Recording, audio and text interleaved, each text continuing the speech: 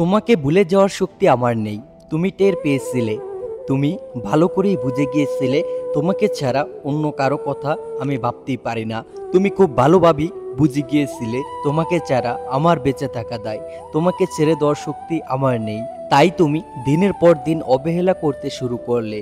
আমি যত আঁকড়ে ধরার চেষ্টা করলাম তুমি ততই অবহেলা বাড়িয়ে দিলে, মানসিকভাবে কষ্ট দিতে শুরু করলে। তোমাকে ছাড়া থাকতে পারবো না বলেই সম্পর্কটা বাঁচাতে দিনের পর দিন অবহেলা, তুচ্ছ তাচ্ছিল্য, মানসিক যন্ত্রণা সব নীরবে সহ্য করে নিয়েছি। কিন্তু না, এত কিছু তো তোমার আশ মিটলো না, তোমার মন ভরল না। তুমি দিনের পর দিন রং বদলাতে থাকলে, খোলসের পর খোলস ছাড়তেই থাকলে। বারবার আমাকে ভেঙে চুরে একাকার করার পরও আমার অশ্রুসিক্ত আঁখি দেখে তুমি পিচাসের হাসিতে মেতে উঠতে শুরু করলে। আমি একটু একটু করে নিজেকে বোঝাতে শুরু করলাম তুমি হয়তো আমার ভাগ্যে নেই, তবুও মাটি কামড়ে পড়েছিলাম শুধুমাত্র তোমাকে ভুলে যাওয়ার শক্তি আমার নেই বলে। কিন্তু তুমি তো থামবে না, তুমি তো থামতে জানো না।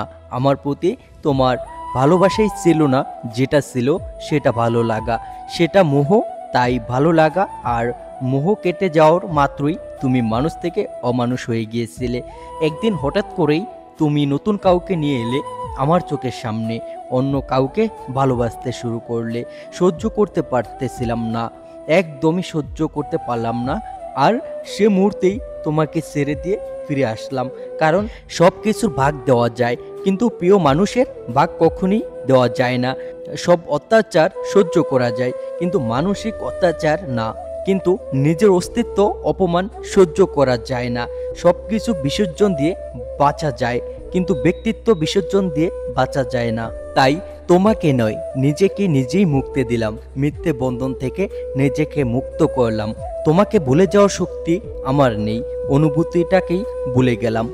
হ্যালো গাইজ, আপনাদের কাছে যদি এই স্টোরিটি ভালো লেগে থাকে তাহলে এখনই আমাদের এই চ্যানেলটি সাবস্ক্রাইব করুন এবং আমাদের পাশেই থাকবেন।